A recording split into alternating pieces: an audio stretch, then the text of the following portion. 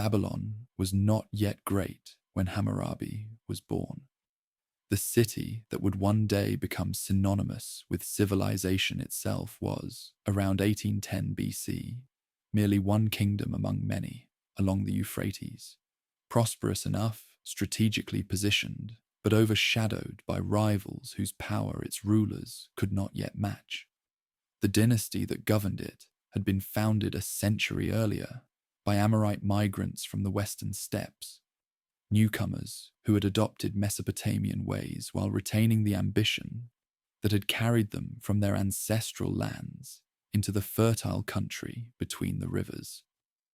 Sin Muballit, Hammurabi's father, ruled this modest kingdom with the careful attention that survival among powerful neighbors required. To the south, the city of Lhasa dominated the region under Rimsin, a king whose reign would eventually stretch to 60 years and whose resources dwarfed anything Babylon could command. To the northeast, Eshnunna controlled valleys connecting Mesopotamia to the Iranian plateau. Along the middle, Euphrates, Mari grew wealthy on trade, flowing between Syria and the eastern kingdoms. Each of these powers pursued interests that sometimes aligned with Babylon's and sometimes threatened it, their shifting calculations creating the world into which the future lawgiver was born. The palace where Hammurabi spent his childhood combined residence, administrative center, and ceremonial space in the manner of royal compounds throughout Mesopotamia. Thick mud brick walls kept rooms cool during summers, when the heat made outdoor activity unbearable. Courtyards admitted light and air, while servants moved through corridors carrying messages, and the smell of bread baking and incense burning filled spaces where officials conducted the business of a kingdom whose ambitions exceeded its current reach. Education began early. The cuneiform script that Mesopotamian civilization had developed required years to master. Hundreds of signs representing syllables and words, pressed into soft clay with a reed stylus in the wedge-shaped marks that gave the writing its name. Hammurabi learned to write Akkadian, the Semitic language of administration and diplomacy, though his training also included Sumerian, the older tongue whose literature and religious texts retained prestige, despite having fallen from everyday use. His teachers were likely educated slaves or scribes whose learning far exceeded their social standing, men who could open doors to knowledge that princes needed and that only patient study could provide. Mathematics claimed substantial attention in a curriculum designed to produce rulers capable of actual governance. The Mesopotamian system based on 60, which survives today in our 60-minute hours and 360-degree circles, enabled calculations supporting everything from canal construction to tax collection. A future king needed to understand the measurements that determined whether irrigation projects would function, the arithmetic that revealed whether officials were reporting revenues honestly, the geometry that surveyed fields whose boundaries disputes might require him to adjudicate. The religious education that accompanied these practical skills introduced Hammurabi to the gods whose favor kings sought and whose temples royal patronage maintained. Marduk presided over Babylon as its patron deity, his temple Esagila serving as the sacred center around which the city organized itself. Shamash, the sun god, dispensed justice from his daily journey across the heavens, his light revealing truth and his association with judgment, making him essential to the legal functions that kings performed. These were not abstract, theological concepts, but active powers whose influence Mesopotamians experienced in daily life, whose anger could bring disaster and whose blessing could ensure prosperity. The relationship between Hammurabi and his father followed patterns that royal households had established across generations. Affection constrained by formality, instruction delivered through example as much as explicit teaching. Sin-Muballit was preparing an heir to continue a dynasty whose survival depended on producing successors capable of navigating the dangers that surrounded small kingdoms in a world of ambitious rivals. The patience that would later distinguish Hammurabi's approach to governance, the attention to administrative detail that his correspondence would reveal, the understanding that lasting achievement required foundations that haste could not build. These qualities developed through years of watching a father whose own reign demonstrated what careful rule could accomplish and what threats it perpetually faced. Beyond the palace, Babylon bustled with the activity that distinguished thriving cities from declining ones. Merchants traded goods whose origins ranged from local workshops to distant lands, accessible through networks that stretched across the ancient world. Craftsmen produced textiles and metalwork, pottery and jewelry, their skills creating value that commerce distributed throughout the region. Farmers worked fields that the Euphrates made fertile, their barley and wheat filling storehouses whose contents measured the kingdom's security against the failed harvests that drought or flood might bring. Date palms lined the watercourses, providing fruit that sweetened diets and shade that made the brutal summers bearable. The agricultural system, on which all this activity depended, required infrastructure whose maintenance demanded constant royal attention. Canals carried water from the Euphrates to fields that rainfall alone could never have sustained, their channels silting with sediment that regular labor had to remove. The river's annual rise brought both life-giving water and the threat of destructive flooding, its patterns shaped by snowmelt in distant mountains, whose conditions no one in Babylon could observe or predict.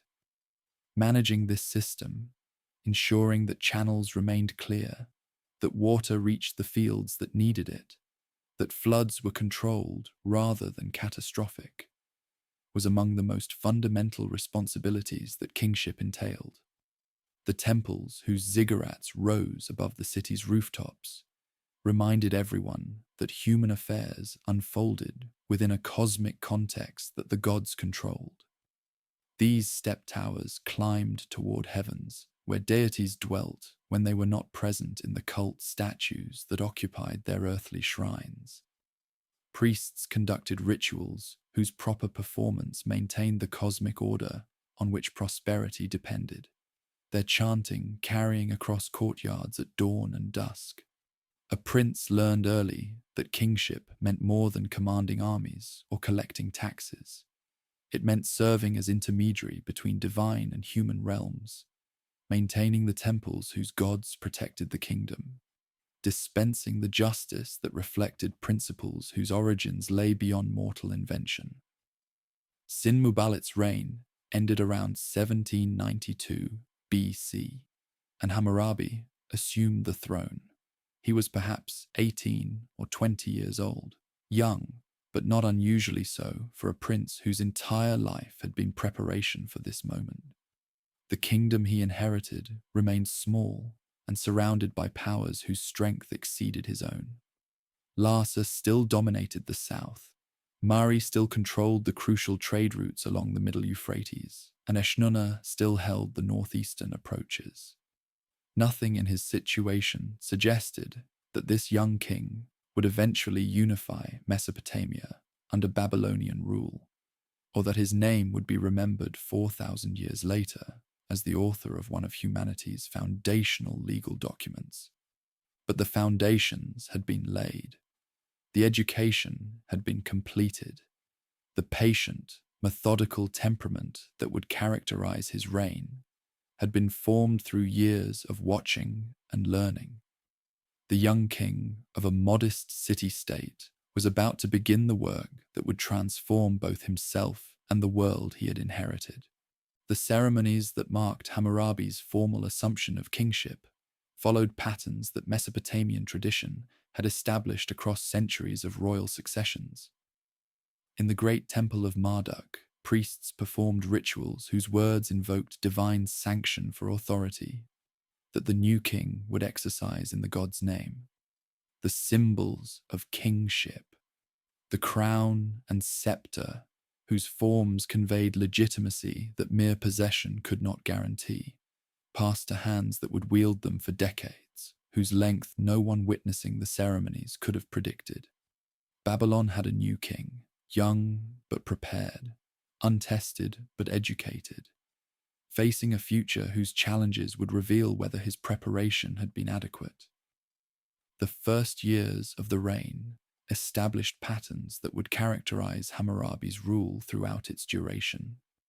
Where other kings might have sought immediate military glory to establish reputations that would intimidate rivals, Hammurabi turned his attention inward, toward the foundations whose strength would determine whether the kingdom could sustain ambitions that premature expansion might undermine. The year names that Babylonian practice used to identify periods for administrative purposes recorded not conquests but constructions. Canals dug, walls repaired, temples restored. The patient work of building that military victories could only temporarily overshadow. The canals that carried water from the Euphrates to the fields, whose irrigation they enabled, received attention whose urgency practical necessity dictated. These channels silted with sediment that annual floods deposited, their capacity diminishing unless labor regularly removed accumulations that impeded flow. Hammurabi organized the work crews whose efforts maintained systems on which agricultural productivity depended. His administration coordinating projects whose scale required planning that individual farmers could not accomplish.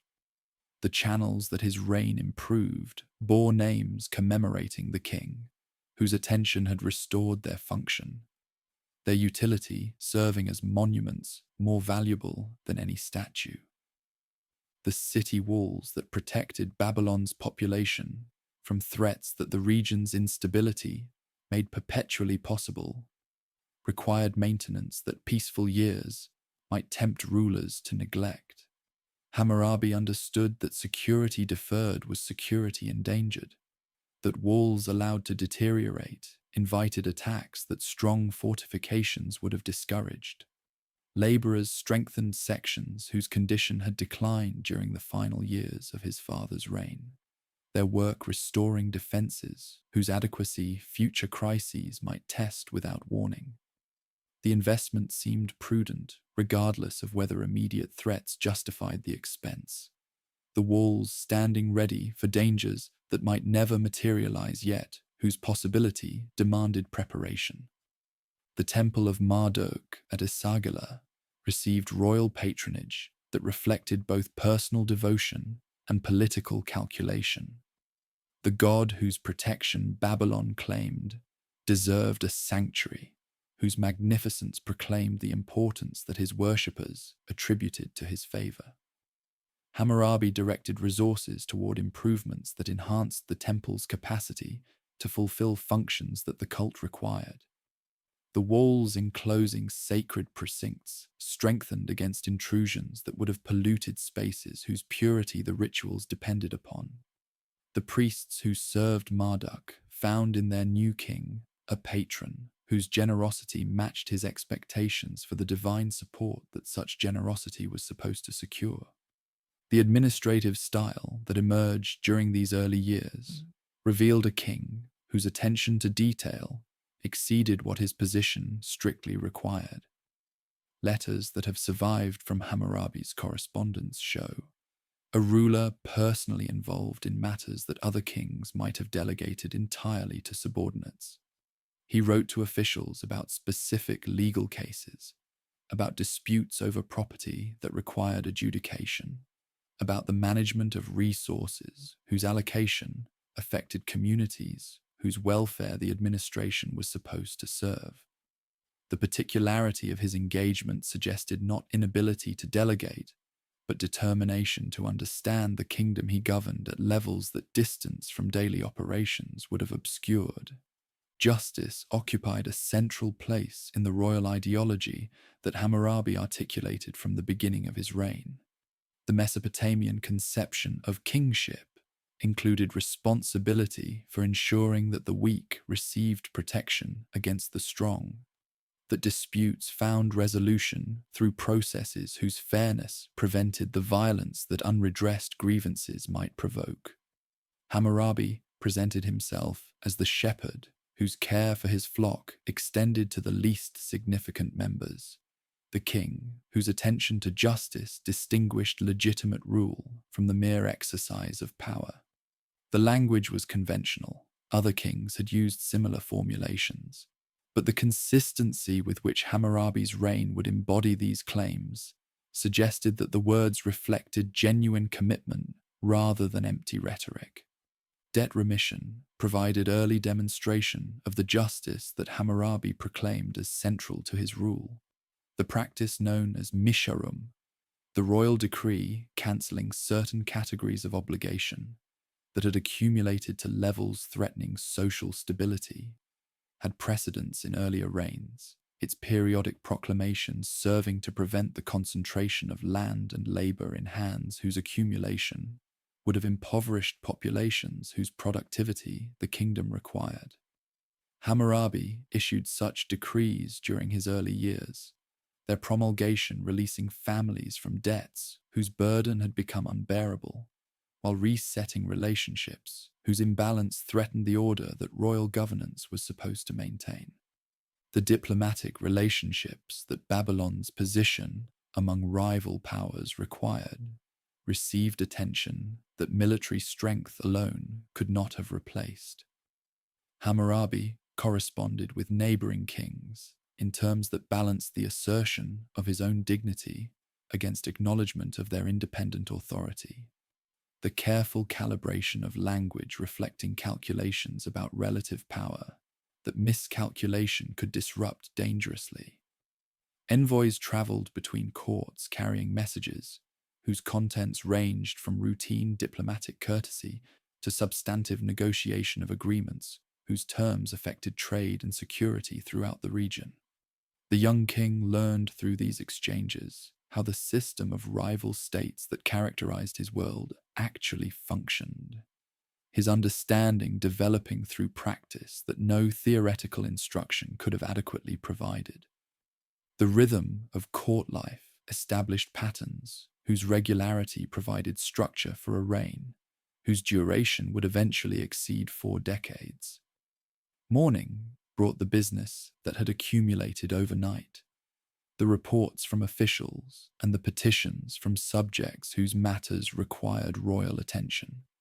Audiences in the great hall of the palace allowed Hammurabi to hear cases and render judgments whose authority his presence validated, the king serving as the final appeal in a system whose lower levels handled routine matters, but whose difficult cases required the wisdom that only royal judgment could supply.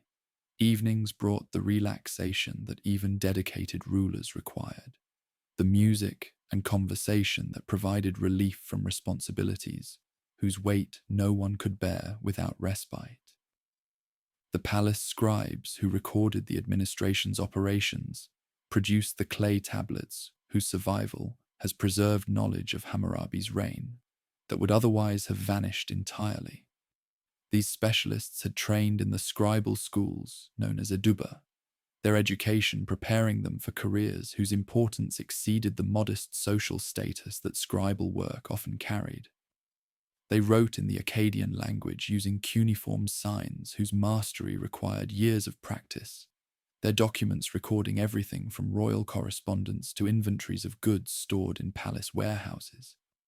The archives they created and maintained enabled the administrative complexity that Hammurabi's governance required, their work essential to a kingdom whose operations depended on written records that memory alone could not have preserved.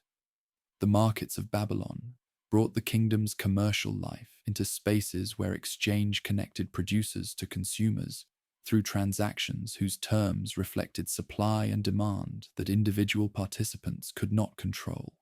Merchants offered goods whose origins ranged from local workshops to distant lands, whose products trade routes carried across hundreds of miles. Farmers brought produce, whose sales provided the income that tax obligations and personal needs required. Craftsmen displayed wares whose quality attracted customers willing to pay prices that skill and reputation commanded. The bustle of these commercial spaces demonstrated the prosperity that peace and effective governance made possible, their vitality reflecting conditions whose maintenance required the stability that royal authority provided. The agricultural hinterland that surrounded Babylon and sustained its population operated according to rhythms that the Euphrates established, through patterns humanity could influence but not control. The river's annual rise brought both the water and the silt that cultivation required, its floods depositing fertility that previous seasons had depleted, while providing the irrigation that the region's minimal rainfall could not supply.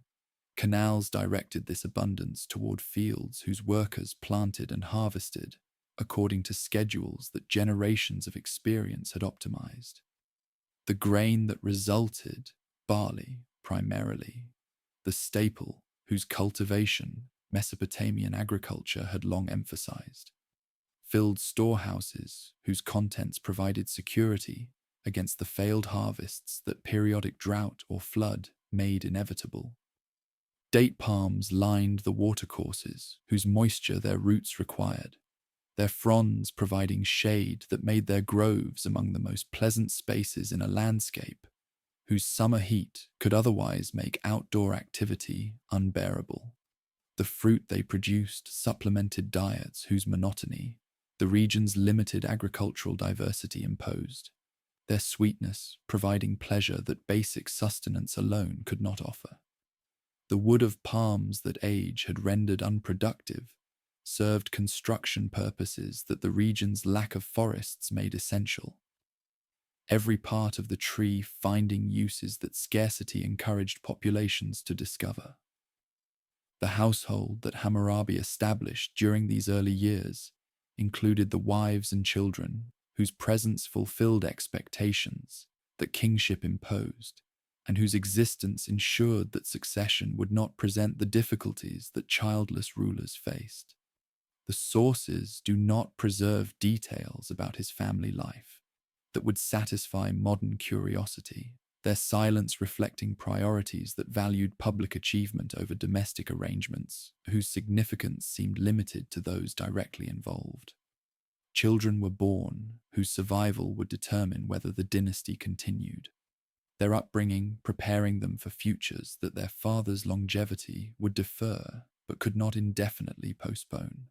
The years accumulated into a reign whose early phase had established foundations, whose strength subsequent challenges would test. Hammurabi had proven himself a capable administrator, whose attention to internal improvements demonstrated priorities that differed from the military adventurism that some kings favored. He had maintained relationships with neighboring powers, whose relative strength counseled caution rather than confrontation. He had presented himself as a king devoted to justice, whose reign served divine purposes that ordinary ambition could not encompass. The small kingdom he had inherited remained small, but it was stronger than it had been, better administered, more secure in defenses whose maintenance his reign had prioritized. The young king was becoming an experienced king, his judgment refined through decisions whose consequences had taught lessons that theory alone could not convey. Yet the world beyond Babylon's walls was not standing still while its king attended to internal affairs. The powers whose rivalry shaped regional politics were experiencing transitions whose outcomes would create both dangers and opportunities that Hammurabi's early caution had not been designed to exploit. The careful balance that his father had maintained and that his own early reign had preserved was about to shift in ways that would demand responses different from the patient administration that peaceful years had permitted. The region was entering a period of transformation, whose direction no one could predict, but whose arrival would soon become impossible to ignore. The political landscape of Mesopotamia in Hammurabi's early reign resembled a mosaic whose pieces shifted constantly as powers rose and fell, as alliances formed and dissolved, as the calculations that governed relationships adjusted to circumstances that no single actor could control. Understanding this world required attention to developments across a region whose extent exceeded what any individual could directly observe. The information that reached Babylon filtered through channels whose reliability varied with the interests of those who transmitted it. The young king, who had focused his early years on internal improvements, now needed to master a diplomatic environment whose complexity rivaled anything his domestic administration presented. Larsa dominated the southern portion of Mesopotamia with a power that decades of successful rule had accumulated. Rim-Zin, its king, had occupied his throne for longer than Hammurabi had been alive, his reign eventually extending to 60 years, whose duration no contemporary could match. The wealth that Larsa's agricultural hinterland produced, the trade routes that its position controlled, the military forces that its resources maintained, all combined to make Rim-Sin the most formidable figure in the region during the years when Hammurabi was establishing the patterns of his own rule. Any expansion of Babylonian influence would eventually require addressing the reality that Larsa represented, though the timing and method of such confrontation remained questions whose answers the future would have to provide. Mari occupied a different position in the regional system, its importance deriving from location rather than the agricultural productivity that sustained southern powers. The city controlled the middle Euphrates, where the river's course brought traffic from Syria and the Mediterranean world into contact with Mesopotamian civilization. Trade that connected distant regions passed through Mari's markets, the revenues from this commerce funding a court whose sophistication reflected the cosmopolitan influences that its position attracted. The diplomatic archives that Mari's scribes maintained and that later excavation would recover preserved correspondence illuminating relationships throughout the region, their contents revealing the constant negotiation through which powers managed coexistence that direct conflict might have disrupted. Zimri-Lim ruled Mari during the crucial years when Hammurabi's reign was developing from cautious consolidation toward the expansion that would eventually transform Babylon's position. The relationship between these two kings would prove complex, their interactions oscillating between alliance and rivalry as circumstances changed the calculations on which their cooperation depended. The letters they exchanged, preserved in archives whose survival provides rare insight into diplomatic practice, showed rulers who addressed each other as brothers, whose communications combined the formality that protocol required with the familiarity that sustained relationships between individuals whose interests periodically aligned. Eshnunna controlled territories to the northeast, whose strategic importance exceeded what their modest extent might have suggested. The valleys that Eshnunna dominated provided access to routes connecting Mesopotamia to the Iranian plateau, their commerce carrying goods whose origins lay in regions that the lowland powers could not directly reach. The kings of Eshnunna had ambitions that their resources struggled to support, their interventions in regional politics creating complications that more powerful neighbors sometimes found useful and sometimes found threatening. The legal traditions that Eshnunna had developed, codifications of law that predated Hammurabi's more famous compilation, demonstrated cultural sophistication that military limitations did not preclude. Elam loomed beyond Mesopotamia's eastern boundaries as a power whose periodic interventions reminded lowland rulers that their rivalries occurred within a context shaped by forces they could not control. The Elamite kingdom occupied territories in what later ages would call Iran. Its heartland centered on cities whose names, Susa and Shan, evoke traditions distinct from those that Mesopotamian civilization had developed. Elamite armies could strike westward when opportunities arose, their campaigns disrupting arrangements that Mesopotamian powers had negotiated without reference to neighbors whose interests such arrangements might affect. The threat that Elam represented encouraged alliances among rivals who might otherwise have remained hostile, their common vulnerability creating foundations for cooperation that pure self-interest might not have produced. Assyria in the north had experienced transformations that affected the entire regional system. Shamshi-Adad, a ruler whose energy had created an empire stretching from the Tigris to the Euphrates, had died around 1776 BC, his passing initiating a decline that would reduce Assyrian power for generations. The sons who inherited portions of his realm lacked the abilities that their father had possessed, their weakness creating vacuums that neighboring powers moved to fill. The disappearance of Assyrian strength from calculations that had assumed its presence changed possibilities throughout the region. The constraints that a powerful northern neighbor had imposed relaxing in ways that affected relationships among the remaining powers. The diplomatic correspondence that flowed between these courts traveled on roads and rivers, whose traffic maintained connections that distance might otherwise have severed. Envoys carried tablets whose cuneiform inscriptions conveyed messages ranging from routine courtesy to substantive negotiation of agreements affecting trade and security. The seals that authenticated these documents bore impressions identifying the officials who had authorized their contents, their imagery combining royal symbols with divine figures whose presence sanctified the communications they validated. The men who served as messengers faced journeys whose dangers included not only the physical hazards of travel, but the political risks of carrying information between powers, whose relationships might change before messages reached their destinations. The language of diplomacy employed conventions whose mastery distinguished competent practitioners from amateurs whose ignorance could create offense where none was intended.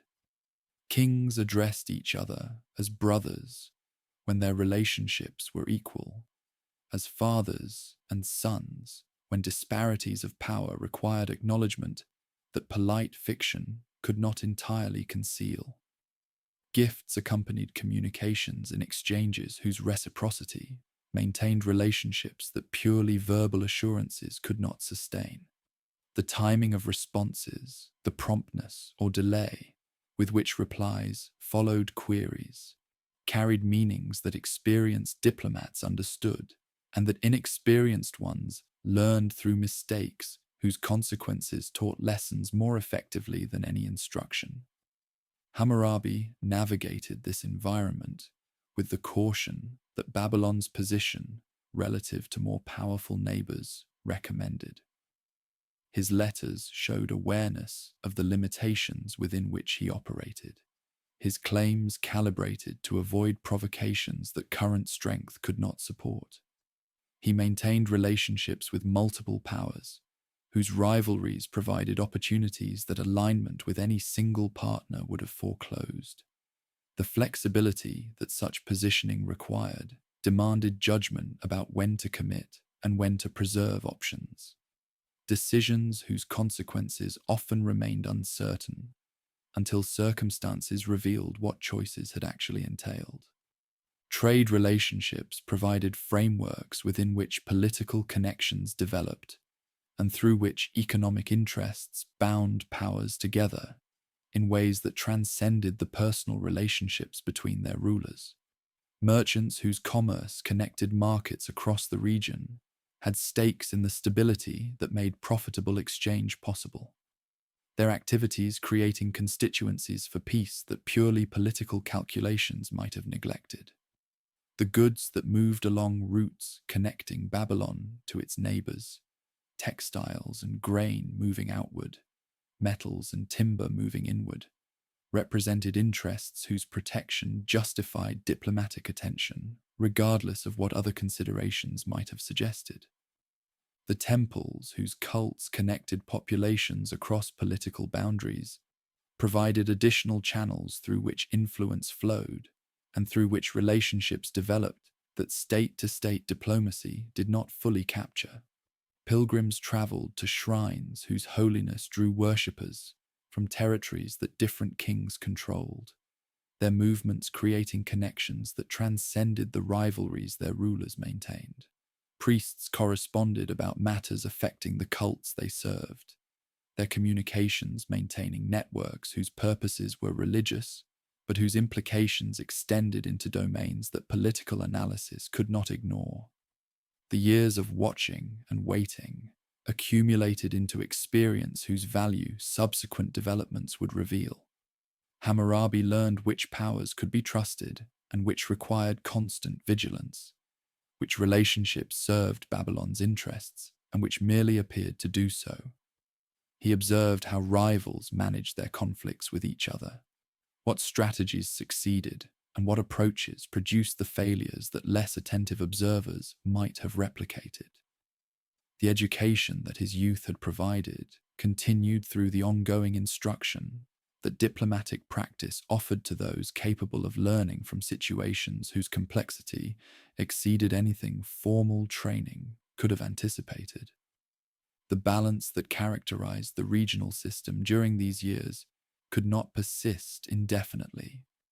Powers whose rivalries the balance contained sought opportunities to improve positions that current arrangements constrained. Circumstances would eventually create openings that ambition would exploit. The equilibrium that had permitted Hammurabi's patient consolidation, giving way to transformations that would demand different responses. The king, who had established his reputation through internal administration, would soon face choices about external engagement whose stakes exceeded anything his early reign had required him to confront. The Euphrates continued its course through a region whose political geography was simpler than the complexity of relationships among the powers occupying its banks might have suggested. The river that connected all these kingdoms also divided them, its waters serving as both highway and boundary, depending on the stretch one considered. Babylon sat along this great stream, watching developments whose direction it could not control, but whose implications it could not ignore. The patient king, who had built his kingdom's strength through attention to canals and walls and temples, was about to discover whether the foundations he had laid could support the expansion that circumstances were beginning to make possible. The transformation began with threats that compelled responses Hammurabi's earlier caution had not required. Elam moved westward with forces whose strength exceeded what any single Mesopotamian power could resist, its armies advancing through territories whose rulers faced choices between submission and destruction. The campaigns that Elamite kings launched disrupted arrangements that generations of regional diplomacy had established, their aggression creating a crisis that demanded collective response from powers whose rivalries had previously prevented effective cooperation. The common danger that Elam represented provided the catalyst that Hammurabi needed to emerge from the patient waiting that had characterized his reign's first decades. The alliance that formed against Elam brought together powers whose previous relationships had ranged from cautious cooperation to active hostility. Hammurabi and Zimri-Lim of Mari found their interests aligned against an external threat whose defeat required the combination of resources that neither could independently provide. Messengers carried proposals between Babylon and Mari, their tablets bearing terms whose negotiation produced agreements that committed both kingdoms to coordinated action. The partnership that emerged would prove decisive in the immediate crisis, while creating complications whose resolution would require further transformations that neither partner could fully anticipate. The campaigns against Elam and its allies unfolded across landscapes whose geography shaped movements that strategic intentions alone could not determine. Rivers channeled advances along courses that nature had established, their crossings requiring preparations whose success depended on conditions that commanders could not control. Cities whose positions dominated routes became objectives, whose capture or defense determined outcomes affecting territories far beyond their immediate surroundings. The forces that Hammurabi led moved through this terrain with purposes that the alliance's agreements had defined, their operations coordinated with Mari's contributions, according to plans that distance and circumstance required constant adjustment to maintain. The year that Babylonian scribes would record as the 30th of Hammurabi's reign brought the confrontation with Larsa that the regional balance had long deferred. Rim-Sin, whose 60-year reign had made him the dominant figure in southern Mesopotamia throughout Hammurabi's lifetime, faced a challenge that his advanced age and accumulated enemies had rendered him unable to meet. The forces that moved against Larsa represented not merely Babylon's ambition, but the coalition's collective judgment that the old order required replacement by arrangements better suited to circumstances that Rim-Sin's long dominance had created, but could no longer effectively manage. The advance toward Larsa proceeded through territories whose populations watched the approaching forces with uncertainty about what their arrival would mean. Farmers, whose fields lay along the routes that armies traveled, faced the disruptions that military movements inevitably created, regardless of the discipline that commanders attempted to maintain. Cities whose rulers had maintained relationships with both Babylon and Larsa calculated which alignment their survival required, their gates opening or closing, according to assessments whose accuracy only outcomes would verify. The landscape through which Hammurabi's forces moved was human as well as physical, its features including the decisions of communities whose choices affected operations that pure geography could not determine. Larsa's fall marked the end of an era whose duration had exceeded living memory. The city, whose kings had dominated the south for generations, submitted to a conqueror whose patience had outlasted power that had once seemed permanent. Rim-Sin's fate, whether death or captivity, the sources do not clearly indicate, concluded a reign whose length would not be matched for centuries. The temples and palaces that had housed his authority now acknowledged a different master, their personnel adjusting to realities that the transition had created while hoping that the new order would preserve positions that the old had established. The incorporation of Larsa's territories into Babylon's sphere transformed Hammurabi from the ruler of a modest city-state into something approaching a regional power. The agricultural wealth that Larsa had controlled now contributed to treasuries whose resources could fund ambitions that previous limitations had constrained. The trade routes that had enriched Larsa's kings now served purposes that Babylon's interests defined. The administrative systems that generations of Larsa's rulers had developed provided models that Hammurabi's officials could adapt for governing territories, whose extent exceeded anything earlier Babylonian experience had prepared them to manage.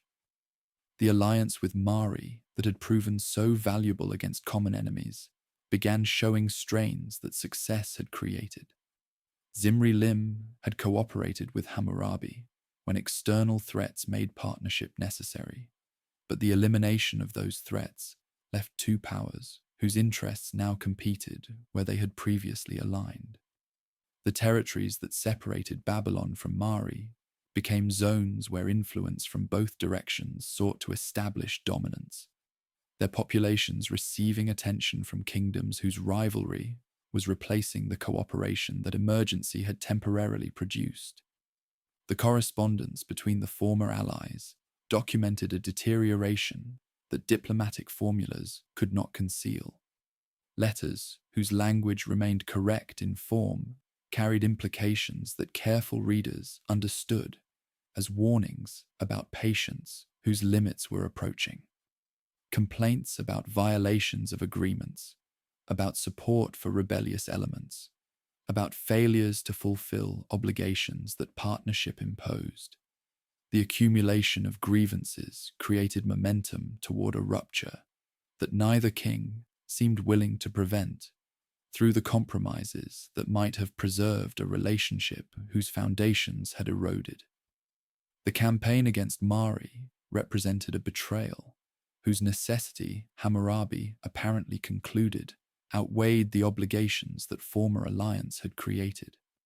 The armies that moved up the Euphrates toward Zimri-Lim's capital carried purposes that the letters exchanged between brothers had not prepared Mari's king to expect. The transformation from ally to enemy proceeded with a swiftness that demonstrated how quickly circumstances could change in a world where power, rather than sentiment, ultimately determined relationships.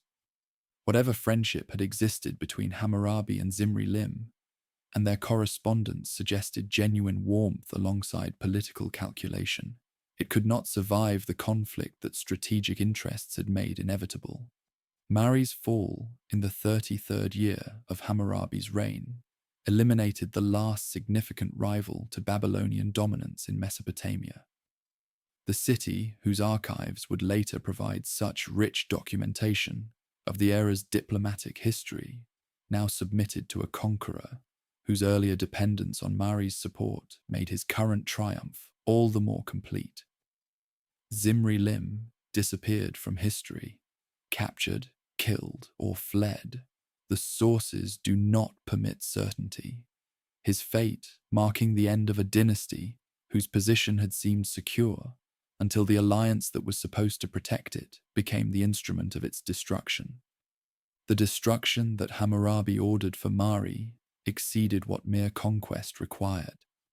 The city, whose walls had witnessed diplomatic exchanges between kings who addressed each other as brothers, was systematically dismantled, its fortifications demolished to prevent their use by anyone who might attempt to restore independence that Babylon had decided to end permanently.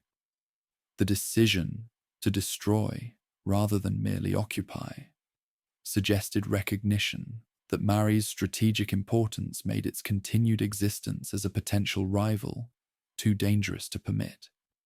The trade routes that had enriched Mari's kings would continue carrying commerce, but the city that had controlled them would not recover its former position for centuries. The territories that Hammurabi now controlled stretched from the Persian Gulf to the borders of Syria, their extent encompassing most of what ancient geography defined as Mesopotamia. The rivers that had always structured movement through this region now flowed entirely through lands that acknowledged Babylon's authority, their courses connecting populations whose governance a single administration attempted to coordinate. The unification that generations of Mesopotamian rulers had pursued through means that none had successfully employed had been achieved through a combination of patience, alliance, and ultimately conquest that Hammurabi's reign had proven capable of executing. The administration of these expanded territories required systems whose development occupied attention that military operations had previously claimed. Officials whose training had prepared them for managing Babylon's modest resources found themselves responsible for provinces whose distance from the capital created challenges that centralized governance struggled to address. The communications on which effective administration depended traveled slowly across distances that made responsive management difficult, regardless of how capable the personnel attempting it might be. The empire that Hammurabi had created through conquest would need to be maintained through governance, whose requirements differed fundamentally from those that military success had imposed. The king, who had waited so long before acting, had demonstrated through action that patience had been strategy rather than weakness. The rivals who had underestimated Babylon during the years of internal focus, discovered too late that the canals and walls and temples whose construction had occupied Hammurabi's early reign had been building foundations for ambitions whose scope only became apparent when circumstances permitted their pursuit. The unification of Mesopotamia represented achievement whose significance contemporaries could recognize even without the perspective that subsequent millennia would provide. A world that had known only rivalry among competing powers now experienced something approaching unity under a single authority whose legitimacy derived from success that no one could deny. The Euphrates that had always connected the region's cities now connected provinces of a single kingdom, whose capital at Babylon provided the center around which the entire system organized itself. The river's traffic carried not merely goods, but the communications through which administration attempted to govern territories, whose diversity challenged any effort at uniform management. The boats whose passage marked the stream's surface bore messages from officials throughout the realm, their reports and requests creating flows of information that converged on a palace whose occupant had transformed himself from the ruler of one city among many into the master of a civilization whose extent defined the boundaries of the known world. The unification that conquest had achieved required consolidation that military victory alone could not provide. The territories now acknowledging Babylon's authority had been governed according to traditions that local practice had developed across centuries of independent existence, their customs differing in ways that created confusion when administrators trained in one system attempted to apply principles derived from another. The justice that Hammurabi had proclaimed as central to his rule demanded frameworks that could provide consistency across a realm whose diversity threatened to make uniform governance impossible. The king, whose patience had proven so effective in matters of war, now turned that patience toward a project whose completion would outlast his reign by millennia. The legal traditions that Mesopotamian civilization had developed provided foundations on which Hammurabi's great work would build. Ur-Nammu of Ur had promulgated a code 3 centuries earlier, whose provisions demonstrated that the impulse to systematize law had ancient roots in the region's culture. Lipit-Ishtar of Isin had produced his own compilation during the interval between Ur-Nammu's achievement and Hammurabi's reign. The laws of Eshnunna, whose kingdom Hammurabi had absorbed, offered additional precedents whose relevance to the current project, their proximity in time and space enhanced. These earlier efforts had established principles that scribes assembling the new code could consult, their provisions offering models that adaptation could refine without requiring invention from nothing. The scribes who gathered to compile the code brought training whose rigor had prepared them for exactly such an undertaking. The schools where they had learned their craft had transmitted not merely the technical skills of writing, but the intellectual frameworks within which legal reasoning operated. They understood categories through which Mesopotamian thought organized social relationships, the distinctions between classes whose different standings affected the consequences that identical actions might produce, the boundaries between domains whose separate treatment the law's structure reflected. Their education had equipped them to analyze existing practice, to identify the principles underlying specific provisions, and to express those principles in language whose precision would minimize the ambiguities that imprecise formulation might create. The work proceeded through stages whose duration the sources do not permit us to specify with the precision that curiosity might wish. Existing laws required collection from the various traditions that the unified realm now encompassed, their provisions compared to identify consistencies that might indicate principles deserving preservation and contradictions that required resolution through choices about which approaches would prevail. Temple archives yielded records of judgments whose accumulation over generations had created precedents that the new code might systematize. Palace records documented decisions that kings had rendered in cases brought before them, their rulings providing evidence of how royal justice had actually functioned in practice. The principles that emerged from this analysis reflected values whose centrality to Mesopotamian thought the code would both preserve and proclaim. Justice required protecting the weak from exploitation by the strong, ensuring that the vulnerable, widows, orphans, those without powerful protectors, could obtain redress that their own resources could not secure.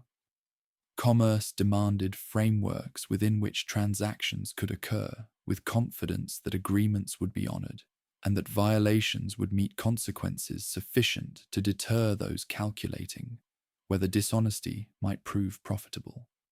Family relationships required regulation that balanced the authority tradition granted to household heads against protections for those whose subordinate positions might otherwise leave them defenseless against abuse. The categories into which the code organized its provisions reflected the domains through which social life was understood to operate. Laws governing property addressed the relationships between persons and things whose ownership disputes might disrupt. Their provisions covering everything from agricultural land, whose boundaries required definition, to household goods, whose theft required punishment.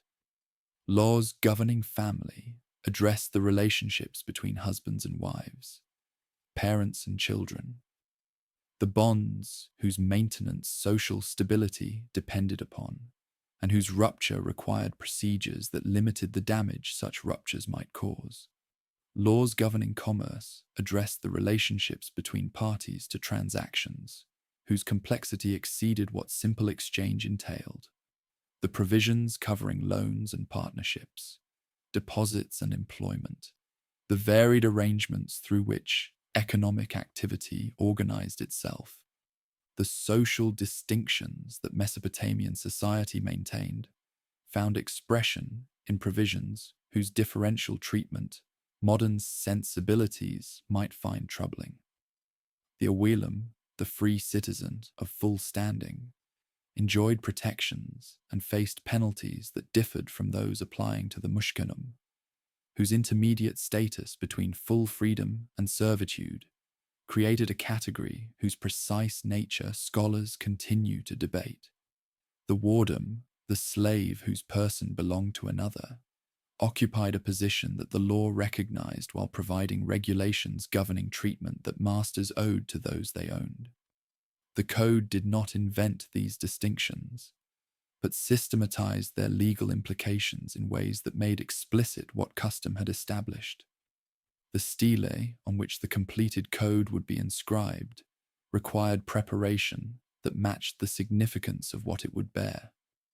Craftsmen selected black diorite, whose hardness would resist the erosion that softer stones might suffer, its dark surface providing contrast that would make the inscribed signs visible across distances that emphasized the monument's impressive scale. The stone was shaped into a form whose height would place the text it carried above the reach of those who might wish to damage it, its rounded top providing space for imagery, whose iconographic program would frame the legal content that occupied the remainder of the surface.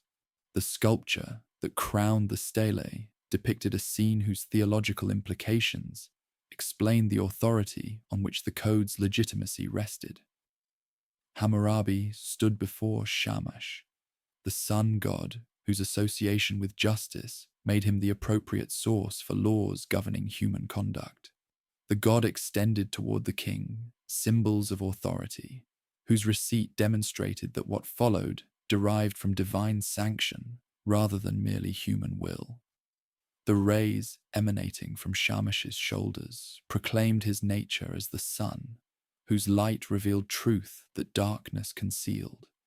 His role as judge of heaven establishing the model that earthly judges were supposed to emulate.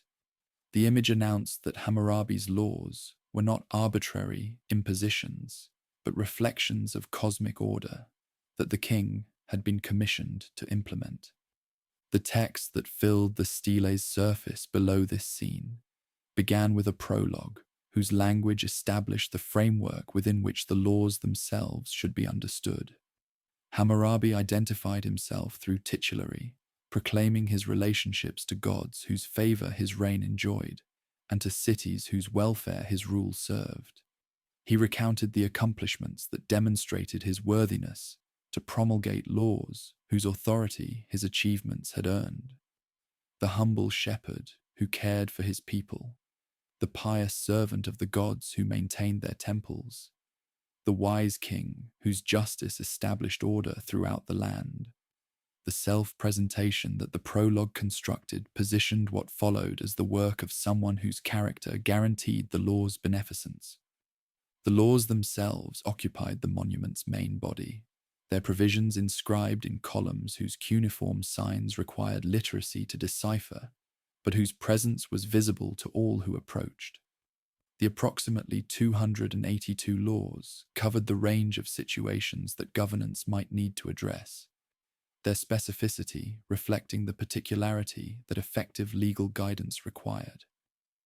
General principles alone could not resolve the disputes that actually arose. The code provided examples whose application, analogical reasoning could extend to circumstances that exact correspondence did not cover. The formulation that the laws employed followed patterns whose repetition created the code's distinctive structure.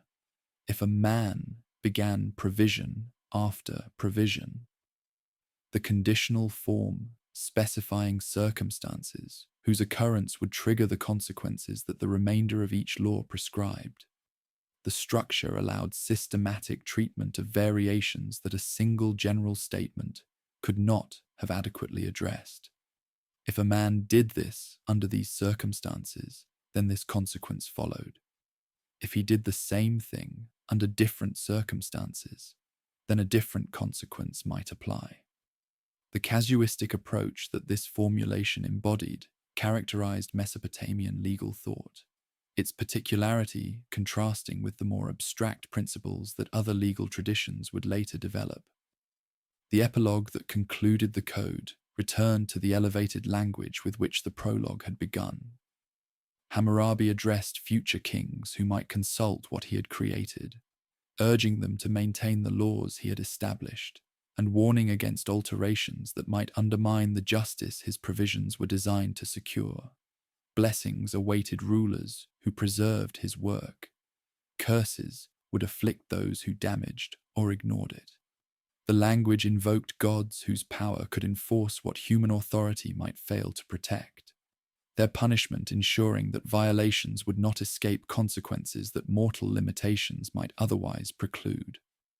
The completed stele was erected in a location where those seeking justice could consult it, its presence providing reference that litigants and judges alike could invoke.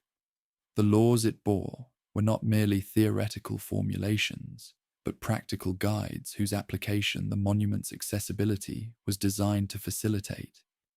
Anyone who could read, or who could find someone to read for them, could learn what the king's justice required in circumstances that might affect their lives. The public character of the code distinguished law from the arbitrary exercise of power, its availability demonstrating that the same principles applied to all who fell within their scope.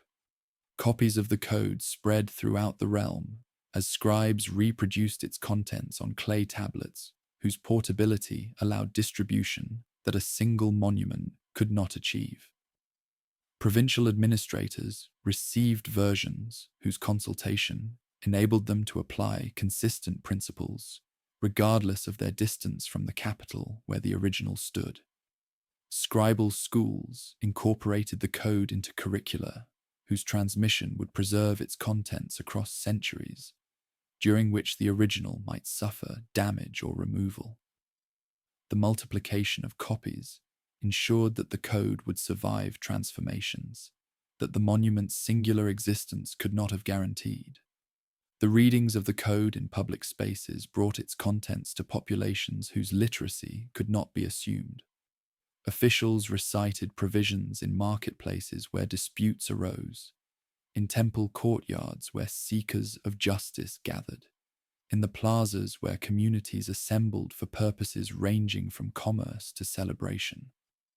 The oral dimension of the code's presence complemented its written existence, the sounds of its provisions reaching ears that could not have deciphered the signs in which those provisions were inscribed. The law became something heard as well as read. Its authority communicated through voices whose pronunciation brought written words to life. The impact that the code achieved exceeded what its immediate practical applications might suggest. The vision of kingship that it embodied, the ruler as shepherd whose care for his people found expression in laws protecting the vulnerable from the powerful, provided a model that subsequent generations would invoke, regardless of whether their practice matched the ideal the model proposed. The association between legitimate rule and just law that the code proclaimed became a standard against which rulers could be measured, their failures to meet its expectations providing grounds for criticism that the code's existence made possible. The stones on which its provisions were inscribed might crumble, but the principles it articulated had entered a tradition whose transmission would continue long after the kingdom that produced it had ceased to exist. The city that Hammurabi had inherited as the capital of a modest kingdom had become the center of a civilization whose influence radiated across the ancient world. Babylon's streets carried traffic whose volume reflected the prosperity that unification and effective governance had produced. The merchants and officials and craftsmen whose movements created the bustle that distinguished thriving cities from declining ones. The temples whose maintenance royal patronage ensured rose above residential quarters, in profiles that proclaimed the piety that legitimate rule was supposed to embody. The walls whose repair had occupied the young king's early attention now enclosed a metropolis whose population had grown to match its expanded significance. The palace complex from which Hammurabi governed had expanded through additions that the realm's increased administrative requirements demanded. Scribes occupied chambers whose archives preserved the correspondence through which the king managed territories stretching from the Persian Gulf to the Syrian frontier, their clay tablets accumulating in quantities that required systematic organization to remain useful. Officials reported for duties whose performance required coordination that only centralized facilities could provide, their work contributing to operations whose complexity exceeded anything earlier Babylonian administration had attempted. The household that supported the king's personal needs occupied quarters whose comforts reflected resources that successful rule had made available. The canals whose maintenance had demonstrated Hammurabi's priorities from his reign's earliest years continued receiving attention that the agricultural system's productivity required. New channels extended irrigation into areas whose cultivation previous water supplies had not reached, their construction representing investments whose returns would benefit generations that the king himself could not expect to see. The canal that bore the name Hammurabi is the abundance of the people, proclaimed through its very designation, the connection between royal attention and popular welfare that the king's ideology emphasized. The waters that flowed through these channels carried not merely the sustenance that crops required, but the demonstration that effective governance produced tangible benefits for those whose labor sustained the realm. The correspondence that has survived from Hammurabi's later years reveals a ruler whose attention to administrative detail had not diminished, despite the burdens that decades of governance might have been expected to create. He wrote to officials about specific problems whose resolution he supervised personally. disputes over property that required investigation, complaints about subordinates whose conduct had provoked criticism, questions about procedures whose proper application his guidance could clarify. The letters showed a king who remained engaged with the business of rule at levels that his position did not strictly require, his involvement reflecting either inability to delegate or determination to maintain the direct connection to governance that had characterized his approach from the beginning. One letter found the king intervening in a dispute over sheep whose ownership competing claims had rendered uncertain, his attention to such modest matters demonstrating the accessibility that his ideology proclaimed. Another addressed the management of temple properties, whose revenues officials had apparently been diverting for purposes the king had not authorized. A third concerned irrigation rights, whose allocation affected communities whose productivity the proper distribution of water would determine. The particularity of these interventions revealed administration as Hammurabi actually practiced it, not the remote oversight that distance from daily operations might have permitted, but the engaged management that keeping informed about details required. The diplomatic relationships that connected Babylon to powers beyond its borders evolved through the years of established dominance into patterns different from those that the era of competition had produced. Elam, whose aggression had catalyzed the alliances through which Hammurabi had risen, now maintained relations whose caution reflected awareness of changes in relative power that previous calculations had not anticipated. Assyria, recovering slowly from the collapse that had followed Shamshi-Adad's death, engaged with Babylon in terms that acknowledged realities its earlier strength would not have required it to accept. The city-states of the Levant, whose trade connected Mesopotamian markets to the Mediterranean world, cultivated connections whose commercial benefits both parties valued. The exchanges through which these relationships found expression combined the diplomatic courtesies that protocol required with the substantive negotiations through which practical arrangements were reached. Gifts traveled between courts in demonstrations of regard, whose magnificence reflected the importance that senders attributed to the relationships they were cultivating. Envoys carried messages whose contents ranged from routine affirmations of friendship to substantive proposals about matters affecting trade and security. The network of relationships that Babylon maintained connected it to a wider world whose awareness of the kingdom's new prominence affected how that world engaged with the power that had emerged so dramatically from obscurity. The Temple of Marduk at Esagila had grown in importance as Babylon's political fortunes had risen, the god's status among Mesopotamian deities elevating in tandem with the city's position among Mesopotamian powers. The theological developments that this elevation produced would eventually make Marduk supreme among the gods, his mythology absorbing narratives that had previously centered on other deities, whose cults the political changes had diminished. The epic that later ages would call Enuma Elish, the creation story that placed Marduk at the center of cosmic order, may have begun taking shape during Hammurabi's reign, its composition reflecting the religious implications of political transformations, whose significance extended beyond merely human domains. The festivals through which Marduk's cult expressed itself provided occasions for public celebration that reinforced connections between ruler and ruled. The New Year ceremonies that would later become the Akitu festival drew populations from throughout Babylon and beyond.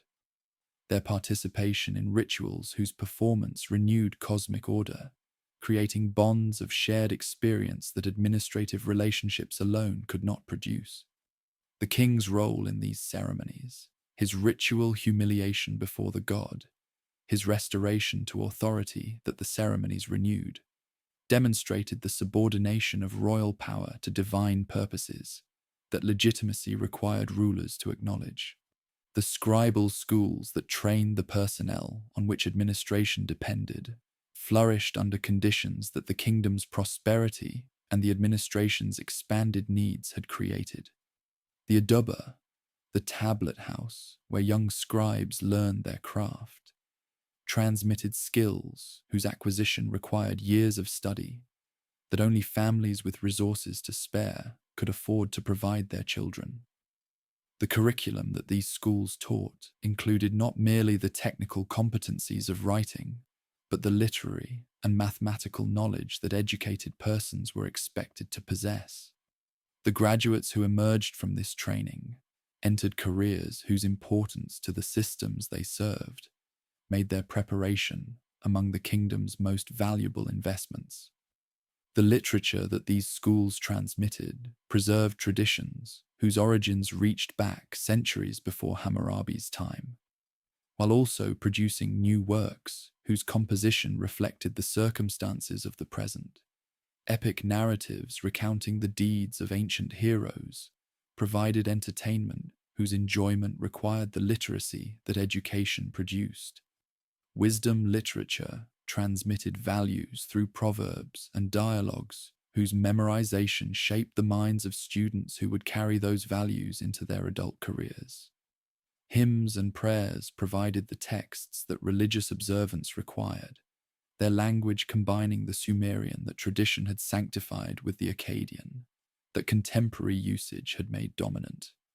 The agricultural base on which all this cultural and administrative elaboration ultimately rested continued producing the surpluses that made urban civilization possible. The farmers, whose labor extracted sustenance from soil that the river's gifts had made fertile, worked according to rhythms that millennia of accumulated experience had optimized.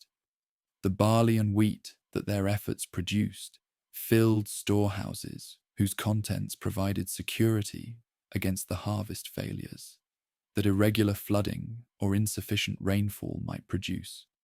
The dates and vegetables that supplemented grain-based diets added variety to nutrition, whose monotony might otherwise have made life less pleasant than adequate calories alone could make it. Drought tested the systems that prosperity might have allowed to grow complacent, its occurrence reminding administrators that the abundance they managed was not guaranteed, but contingent on conditions beyond human control. The grain reserves that prudent governance had accumulated provided buffers against shortages that might otherwise have produced the suffering that famine inflicted on populations whose rulers had failed to prepare. Hammurabi's administration distributed supplies to communities whose own stores had proven inadequate, the relief demonstrating the protective function that legitimate governance was supposed to fulfill. The crisis passed, its memory reinforcing the importance of the preparations whose adequacy had prevented disaster.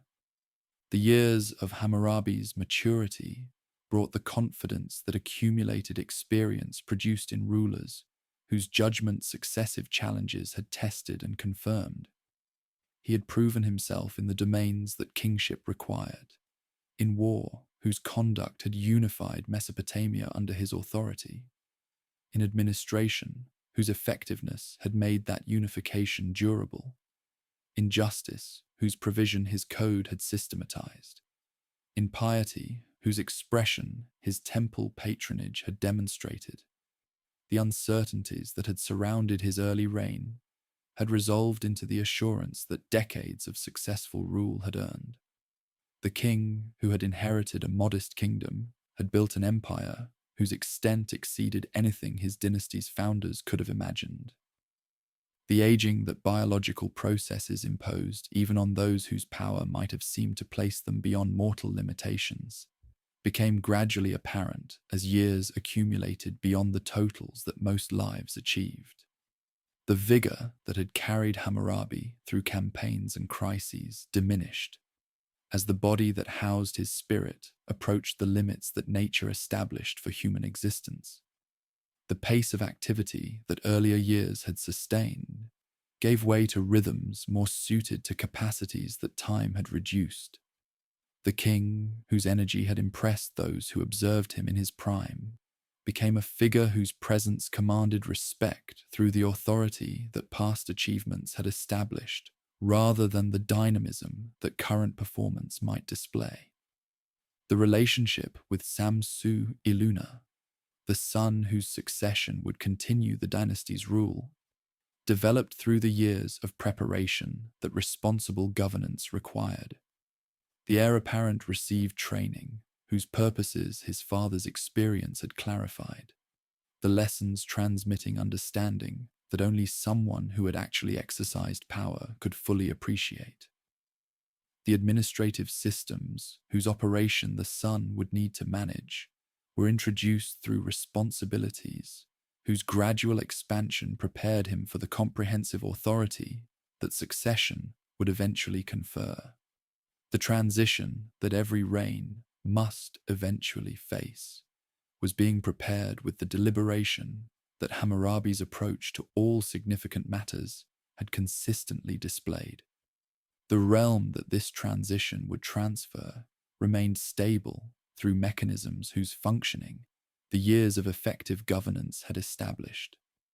Provincial administrators conducted business according to procedures whose consistency the code's promulgation had enhanced. Tribute flowed from territories whose incorporation into the kingdom had become accepted by populations whose resistance time had exhausted.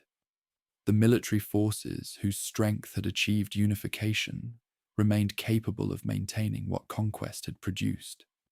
The systems that Hammurabi had built during his decades of rule continued operating with the regularity that well-designed administration could sustain, even as the king, whose vision had created them, withdrew gradually from the active oversight that his earlier practice had provided.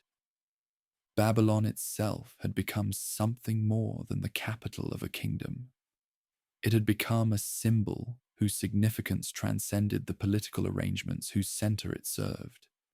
The name that had designated one city among many now designated a civilization whose influence would extend across millennia that the city's current residents could not imagine.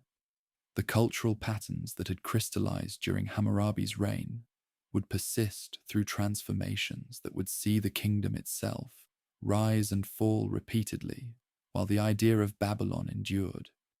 The king, whose patient governance had created these foundations, had built more permanently than he could have known, his work surviving in forms that the physical structures he had raised could not match. The final years of Hammurabi's reign passed in the quieter rhythms that age imposed on a life whose earlier phases had demanded the energy that youth alone could sustain. The campaigns that had unified Mesopotamia belonged to a past whose distance memory measured in decades. Their conduct recalled through the inscriptions that temple walls preserved, rather than through the immediate recollection that recent experience provided. The administrative intensity that had characterized his middle years had given way to the more measured engagement that diminished vitality required. The king, who had built an empire, now presided over its maintenance with the patience that had always distinguished his approach, but whose exercise no longer demanded the exertion that earlier circumstances had required. The palace routines that structured his days had acquired the familiarity that long practice produced. Morning brought the audiences that royal dignity required him to grant, the petitioners and officials whose matters deserved attention, from an authority whose judgments carried weight that subordinates' decisions could not match. The cases that reached him now were fewer than in earlier years, the administrative systems he had established having developed capacity to resolve at lower levels what previous practice had escalated to the throne. The matters that still required his attention tended toward the exceptional, disputes whose complexity defeated ordinary procedures, questions whose implications affected interests too significant for delegation to address. The temple courtyards, where he had worshipped since childhood, continued receiving visits whose frequency, devotion, and habit combined to maintain. The rituals that priests performed in Marduk's honor proceeded according to forms that generations had refined, their words and gestures connecting the present to traditions whose origins reached back beyond memory's reach. Hammurabi's participation in these observances had shifted from the active role that younger kings assumed to the dignified presence that age permitted, his attendance demonstrating piety that physical limitations no longer allowed him to express through the more demanding ceremonies that earlier years had included.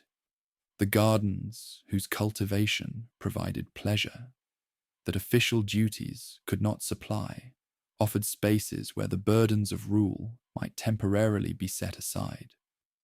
The plants whose growth marked the season's passage displayed the cycles of renewal that nature perpetually enacted, their flowering and fruiting providing reminders that life continued regardless of the individual lives that observed it. The shade that mature trees provided created refuges from the sun, whose heat made midday hours uncomfortable, for those whose strength had declined from the resilience that youth had provided. Here, Hammurabi might sit, while attendance ensured that comfort accompanied the contemplation that such settings encouraged. The musicians, whose performances had entertained the court throughout his reign, continued providing the diversions that even dedicated rulers required. The instruments whose sounds filled palace chambers during evening hours, the lyres and harps, the drums and pipes that Mesopotamian musical tradition had developed, created atmospheres that business could not produce and that the spirit needed for balance that constant attention to affairs of state would have prevented. The songs whose words praised the king's achievements reminded him of what his reign had accomplished, while the melodies that carried those words provided pleasures that transcended the specific content they conveyed. The clay tablets that scribes brought for his review connected him to the administration, whose operations his attention had shaped across more than 4 decades. Reports from provincial governors described conditions in territories whose distance from the capital made direct observation impossible, their accounts providing the information on which assessments of the realm's condition depended. Requests for guidance on matters that local judgment could not resolve arrived seeking the royal wisdom that Hammurabi's reputation had established as the standard against which all governance should be measured.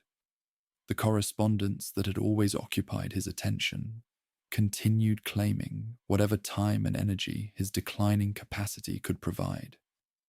The river that had flowed past Babylon since before the city's founding continued its eternal course as Hammurabi watched from vantage points that palace or garden provided.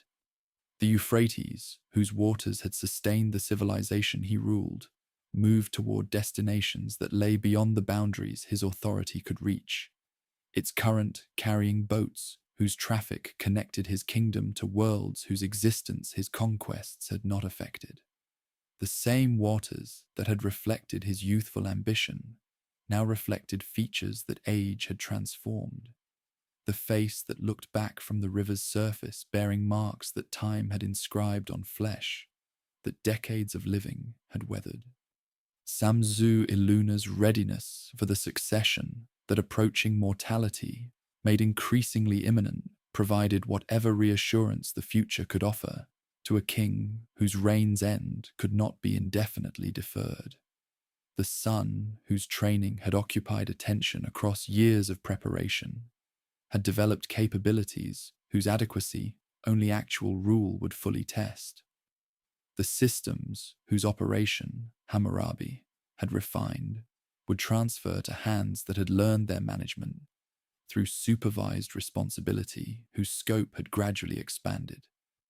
The dynasty would continue through a transition that the preparations undertaken should make smooth, the kingdom's stability depending on arrangements whose effectiveness the heir's performance would demonstrate, the health whose decline had proceeded gradually through the final years, reached the point where recovery could no longer be expected.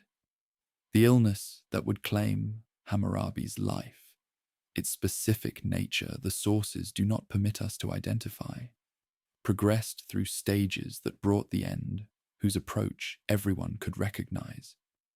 The physicians whose skills Mesopotamian medicine had developed provided whatever comfort their knowledge permitted, their treatments perhaps easing suffering that cure could not prevent. The priests whose prayers invoked divine intervention added spiritual resources to the physical care that attendants provided. The king, who had ruled for 42 years, approached death with the dignity that his life's conduct had established as characteristic. He died around 1750 BC, his passing marking the end of a reign whose duration and accomplishments placed it among the most significant in Mesopotamian history. The body that had housed the spirit, whose decisions had shaped the lives of millions, underwent the preparations that Babylonian custom prescribed for royal remains. The rituals ensuring that proper treatment would accompany the transition from living king to honored ancestor. The mourning that followed expressed the loss that populations throughout the realm felt at the departure of a ruler whose presence had provided stability that his absence now threatened to disturb. Samsu-Iluna assumed the throne that his father's death had made vacant, his succession proceeding according to the arrangements that careful preparation had established. The new king inherited a realm whose extent exceeded what any previous Babylonian ruler had governed, its territories stretching across Mesopotamia in configurations that his father's conquests had created. He also inherited challenges whose emergence the transition's disruption might encourage. Subject populations assessing whether the new ruler possessed the capabilities that had kept them subordinate, rival powers calculating whether changes in Babylon's leadership created opportunities that previous strength had foreclosed. The empire that Hammurabi had built began contracting during Samsu-Iluna's reign, the peripheries proving more difficult to maintain than the core that conquest had originally secured. The territories whose incorporation had extended Babylonian authority to its greatest reach gradually slipped from control that distance, and local resistance combined to undermine. The unification that Hammurabi had achieved would prove temporary, its dissolution proceeding through his successor's reign, and those that followed until the kingdom had returned to dimensions more consistent with the resources that sustained governance actually required. Yet the legacy that Hammurabi left transcended the political arrangements whose impermanence the centuries would demonstrate. The code that bore his name continued being copied by scribes whose training included its study, the provisions that had governed his kingdom serving as models that subsequent legal development would consult. The tablets that preserved its text multiplied through reproductions whose accuracy transmission across generations required. The copies spreading through scribal schools whose curricula made Hammurabi's laws part of the education that literate Mesopotamians received. The code remained a living document for over 1,000 years after its creator's death, its provisions studied and invoked long after the kingdom that had produced it had ceased to exist. The stele on which the original code had been inscribed experienced adventures that Hammurabi could not have anticipated. Elamite raiders carried it away from Babylon in the 12th century BC, their conquest claiming as trophy the monument that had proclaimed Babylonian justice to the world. The stone that had stood in Babylon came to rest in Susa, the Elamite capital, where it remained through centuries that saw empires rise and fall across the ancient Near East. The text it bore survived intact despite the displacement. The laws that Hammurabi had promulgated preserved on the surface that his craftsmen had prepared to receive them. The rediscovery of that stele in 1901 and 1902 brought Hammurabi's code to audiences whose existence no one in ancient Babylon could have imagined. French archaeologists excavating at Susa uncovered the monument that Elamite conquerors had deposited there 3 millennia earlier. Its emergence from the soil, revealing a document whose significance for understanding ancient law and society immediately became apparent. The stele traveled to Paris, where the Louvre provided a home that has allowed millions of visitors to view what Hammurabi's reign had produced. The king, whose name had survived in scholarly traditions throughout the intervening centuries, now became accessible to popular audiences whose awareness of ancient Mesopotamia, this single monument did more to create than any other artifact. The image of Hammurabi receiving authority from Shamash became one of the most recognizable representations of ancient kingship, its iconography conveying in visual form the principles that the text below it expressed in words. The scene that depicted divine sanction for royal justice proclaimed values that later civilizations would recognize as foundational for legitimate governance. The god's extension of symbols of authority to the mortal king, establishing patterns that subsequent traditions would adapt to their own theological frameworks. The connection between justice and divine order that the image embodied resonated across cultural boundaries that the specific religious content of the original did not prevent. The Euphrates continues flowing past the ruins of Babylon, its waters still carrying the silt that millennia of floods have deposited across plains whose fertility the river's gifts created. The city whose glory Hammurabi's reign established has long since declined to mounds whose excavation has revealed fragments of the magnificence that ancient sources described. The temples where Marduk received worship have crumbled, their bricks returning to the earth from which they were formed. The palace where Hammurabi conducted the business of his realm has dissolved into the debris that time accumulates over structures that maintenance no longer preserves. Yet something persists that the physical destruction could not eliminate. The idea of law as a public trust, accessible to all and binding on all, articulated in Hammurabi's code with clarity that subsequent formulations would struggle to match, entered human consciousness through his monument's proclamation and has never entirely departed.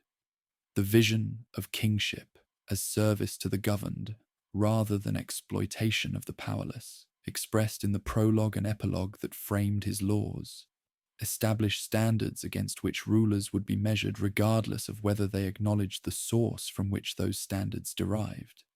The principle that justice required protecting the weak from the strong, repeated throughout his provisions with insistence that emphasized its centrality, became part of the moral inheritance that civilization has transmitted across the millennia, separating his age from our own. The sunset that painted the Euphrates, with colors that daily renewal would restore, fell on Babylon as it had fallen since before the city's founding, and as it continues falling on the site where the city once stood. The light that faded as Hammurabi's life ebbed away returned with morning, as it always returns. The cycles of nature indifferent to the individual lives that observe them, but providing the context within which those lives acquire whatever meaning they manage to achieve. The king who had unified Mesopotamia, who had given his people laws whose study would continue for millennia, who had built a kingdom that would become a symbol, departed into whatever awaited him beyond the boundary that death establishes. His name endures, carved in stone that has survived the centuries, inscribed on tablets that scholarly care has preserved, written in books that continue multiplying his memory across audiences that ancient comprehension could not have encompassed. Hammurabi, the lawgiver of Babylon, the shepherd of his people, the king who built more permanently than he could have known. The waters of the Euphrates flow on, carrying with them the memory of all who have lived along their banks, depositing that memory in the sediment that accumulates where the river's current slows. building layer upon layer, the record of civilizations whose achievements and failures alike become part of the earth that future generations will inherit.